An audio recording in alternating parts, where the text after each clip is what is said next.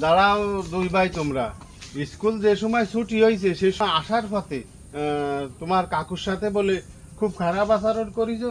কাকু খুব মনে কষ্ট পাইছে তোমার কাকু, কারণ তোমরা খারাপ ব্যবহার করার জন্য। কেন? জামাল ভাই ফোকের সাথে কি কথা কইছো?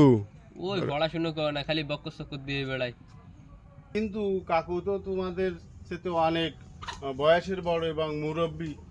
আরও যদি পাশের কোনো মুরব্বী থাকে তাদেরকেও সম্মান করতে হবে এবং তাদেরকে ভালোবাসতে হবে। তা না হলে তোমরা এই যে স্কুলে যাও, সামনের ভবিষ্যৎ তোমাদের তো আসলে ভালো থাকার কথা বা ভালো হওয়ার কথা। যদি তোমরা এই মুরব্বীদের সাথে কখনো কোনো সময় খারাপ ব্যবহার করো তাহলে আসলে এটা চরম বিয়াদবি হয় না? কোনো সময় কারোর সাথে বাদাবাদি বা কারোর সাথে ঝগড়া বিবাদ এগুলো কখনো কারোর সাথে করা যাবে না। এইটা কিন্তু ঠিক না, তাহলে চরম বোকামি হবে। আর এই তোমার এই কাকু দাঁড়ায় আছে এই জায়গায়, কাকুর কাছে মাফ চাও।